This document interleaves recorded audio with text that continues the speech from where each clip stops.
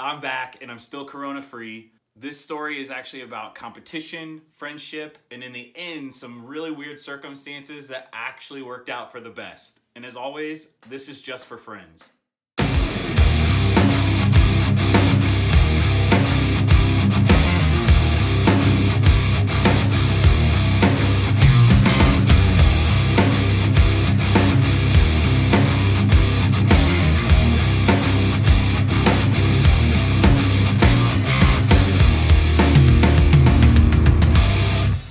Started a few years ago on my wife's birthday, which is October 23rd.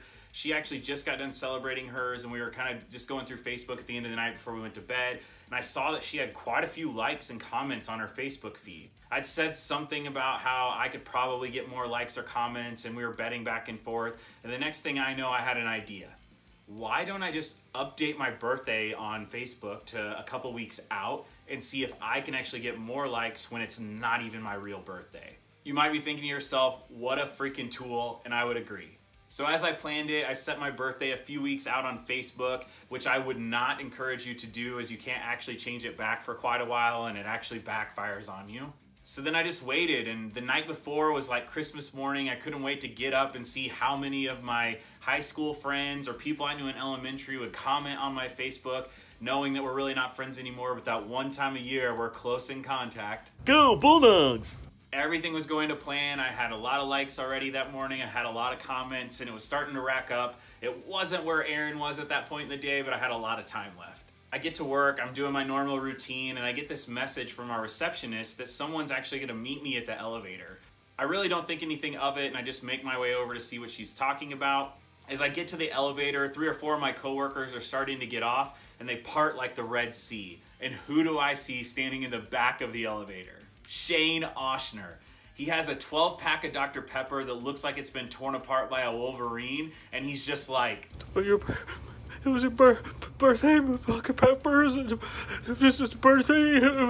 Okay, he wasn't really crying. However, I could definitely see something was wrong. Is not only that Dr. Pepper, but he just looked like it was out of sorts. As he gets off the elevator, I kind of hear him mumbling something about happy birthday, and the next thing I know, it really dawned on me of what was happening. My friend Shane was trying to be really nice and deliver a birthday present early in the morning before he headed to work. My immediate reaction was one of apology, because I felt so horrible that he would go out of his way not only to come visit me and waste his time, but also to waste some of his money on buying me a gift that I really didn't deserve. I think I showed the embarrassment on my face, and he realized really quickly that this was not my birthday.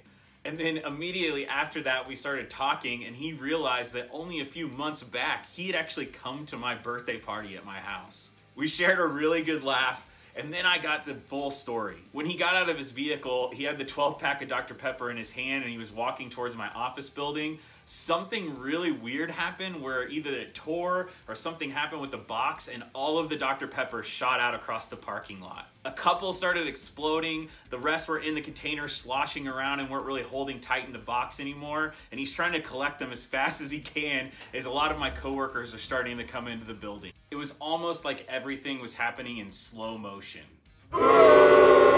Our receptionist actually sees that he's in distress and takes a box out and starts helping them pick them up off of the pavement and put them in a box so he can take them upstairs. At this point, the 12-pack is turned into a 10, but at the same time, it still had the thoughtfulness that Shane always brings to the situation. We laughed it off, we slammed a couple of DPs, and he headed off to work, and I felt really horrible about the whole situation.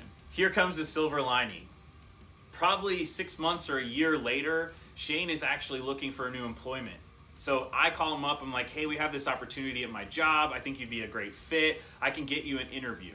He comes over, he kills the interview, he wows everyone in the process, and guess who he's gonna be working with? Our receptionist. She's asked if she has any feedback on Shane, and she's actually met him before when he came to the office for my birthday.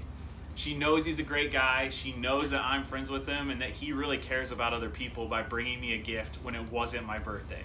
That had to be such a small part of what actually got Shane the job, but it couldn't hurt. The bummer for me was I did not win the competition with Aaron. I didn't get enough likes, I didn't get enough comments. It could have been because some of my family members actually squashed it pretty early and said it's not my birthday.